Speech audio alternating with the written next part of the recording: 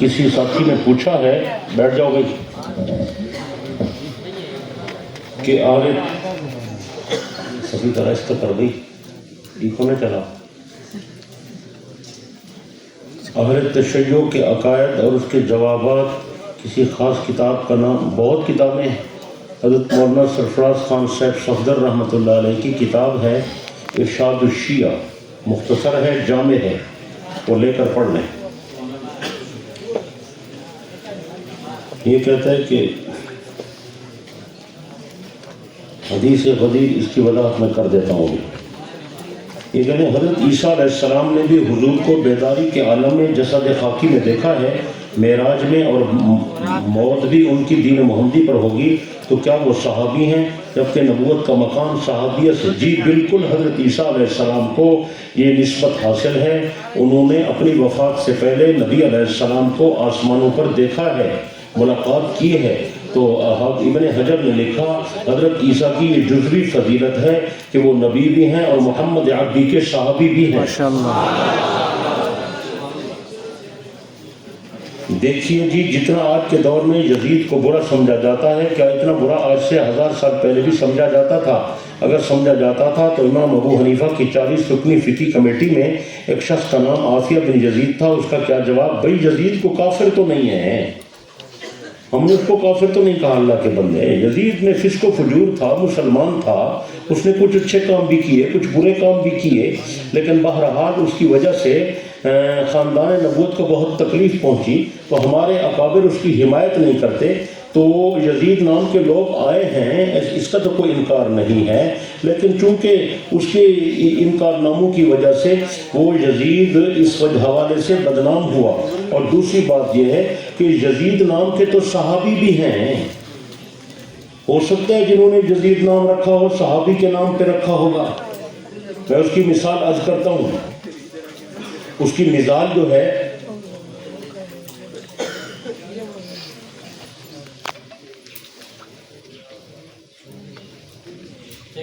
ایک صحابی ہیں،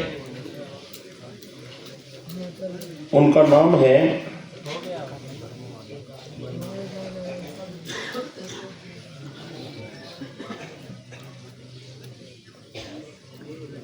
نام آ جائے گا، میرے ذہن سے نکل گیا ہے. تو اس طرح کے نام آتے رہتے ہیں، لیکن بعد میں جب کوئی آدمی ایسا آتا ہے وہ نہیں وہ تو ہے ہی ہے نا جی. خود حضرت معاویہ کے جو بڑے بھائی ہیں ان کا نام یزید ہے اور وہ صحابی رسول ہیں. ان کی احادیث ہماری احادیث کی کتابوں میں لکھی ہوئی ہیں. تو جو یزید کا نام جنہوں نے رکھا انہوں نے اس صحابی کی وجہ سے رکھا ہوگا، اس یزید کی وجہ سے کسی نے نہیں رکھا. اس یزید کو تو کوئی اچھا نہیں سمجھتا تھا.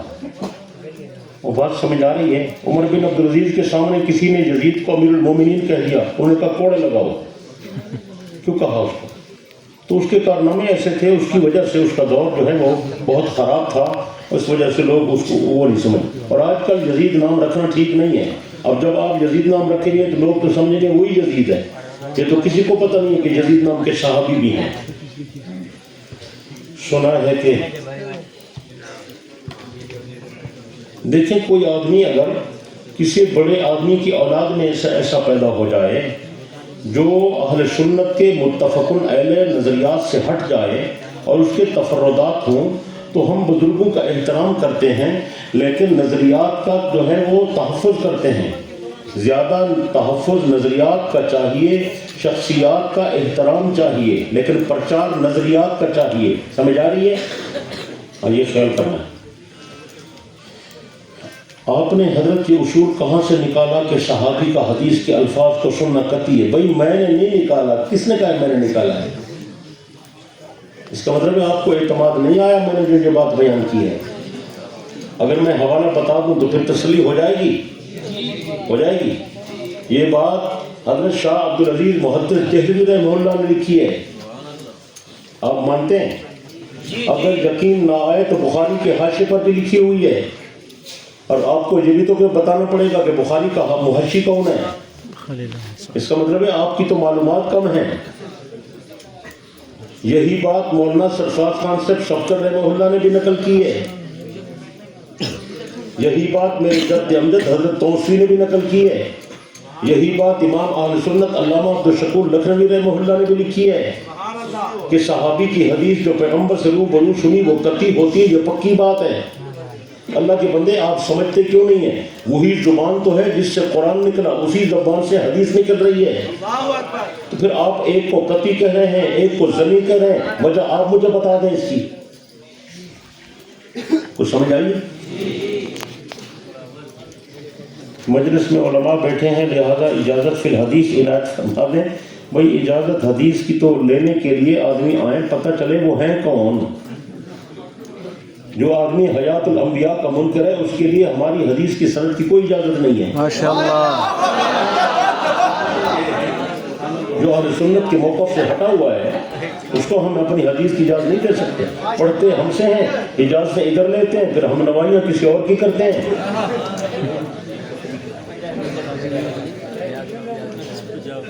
میں نے مدینہ شریف میں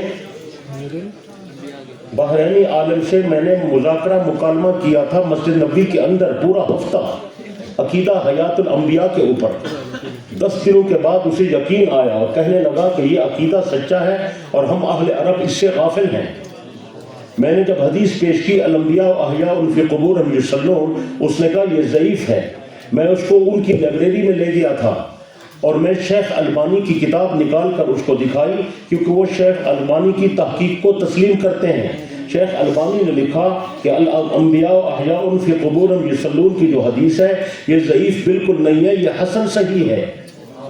تو وہ عربی شیخ، اس کا نام محمد احمد الامین بحرینی تھا، مدینہ یونیورسٹی کا فاضل تھا، بلکہ وہاں پڑھاتا تھا، تو سر پکڑ لیا۔ مجھے کہتا ہے میں نے تو پہلی دفعہ یہ حدیث دیکھی ہے۔ میں نے کہا اس میں ہمارا کیا قصور ہے؟ تو اس نے مجھے کہا کہ حدیث کی آپ سند کی اجازت دے دیں۔ میں نے کہا میری سند بڑی اونچی ہے، حضرت شاہ ولی اللہ رحمہ اللہ کی سند ہے، ایسے اجازت نہیں ملے گی جب تک آپ پیغمبر کی حیات کا اقرار نہیں کریں گے۔ تو 10 دنوں کے بعد وہ اس سے کافی تفصیلی بات ہوئی، الحمدللہ وہ متاثر ہوئے۔ متاثر ہونے کے بعد انہوں نے مجھ سے ایک وعدہ لیا کہ آپ یہ دلائل جمع کر کے ایک کتاب لکھیں گے، میں ان کی تعریف کروں گا، تو پھر میں جو ہے یہ اقرار کرتا ہوں۔ میں نے کہا یہ پیغمبر کا روضہ مبارک سامنے ہے، دیکھ لو، جھوٹ نہیں بولنا۔ اس نے کہا میں نبی علیہ السلام کے سامنے، آپ کے سامنے یہ اقرار کرتا ہوں کہ آج کے بعد میں نبی علیہ السلام کی حیات کا قائل ہوں۔ پھر میں نے اس کو حدیث کی سند کی اجازت دی، کہتا لکھ کر دیں۔ پھر میں نے اپنے ہاتھ سے مسجد نبوی میں، اللہ کی قسم، مسجد نبوی کے اندر میں نے بیٹھ کر اپنے ہاتھ سے لکھ کر اس کو پوری سند دی۔ تو پھر تعریف کرتا تھا کہ آپ کی سند میں شاہ ولی اللہ ہے، اور ہمارے ہاں جو سند چلتی ہے وہ شاہ ولی اللہ والی نہیں ہے، اور یہ سند بڑی اونچی ہے، اور یہ جو ہندی علماء ہے یہ بہت قابل ہے، بڑی تعریفیں کرتا تھا۔ پھر میں نے اس کو حضرت شیخ کی بذل دکھائی، شیخ الحدیث صاحب رحمہ اللہ کی بذل المجہود، ابو داود کی شرح وہی رکھی ہوئی تھی۔ میں نے کہا دیکھو یہ ہمارے شیخ کی محنت ہے، اور علامہ عثمانی کی فتح الملہم لکھا، میں نے کہا یہ دیکھو، اور میں نے اس کو جو ہے علامہ انور شاہ صاحب کی وہ دکھائی فیض الباری، اور علامہ الدراری دکھائی، میں نے کہا یہ دیکھو ہمارے بزرگوں کی محنتیں دیکھو۔ پھر میں نے کہا تمہارے سعودی عرب نے تفسیر عثمانی چھاپی ہے، یہ علامہ عثمانی ہمارے دیوبند کا شیخ ہے۔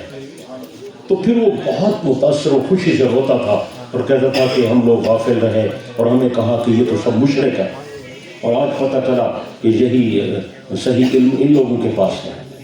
تو وہی جو صحیح عقیدہ رکھے اس کو اجازت ملے گی، ہر بندے کو اجازت نہیں مل سکتی۔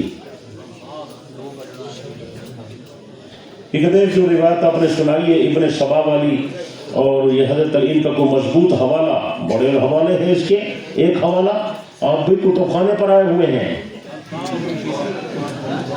یہ حوالہ یہودیت والی میری کتاب میں موجود ہے، اور ابن سبا کی تفصیلی حوالے 4-5 خود شیعہ کتابوں کے، کہ ابن سبا کو علی نے جلا دیا تھا، یہ شیعہ کتابوں کا حوالہ میری اس کتاب میں ہے، اس کا نام ارشادات علی ہے، 500 شیعہ کتابوں کا خلاصہ ہے یہ سب حوالہ کا۔ ایک حوالہ بھی کوئی غلط ثابت کرے کہ توسری نے غلط نقل کیا ہے، میں اپنے موقف کو چھوڑ دوں گا انشاءاللہ۔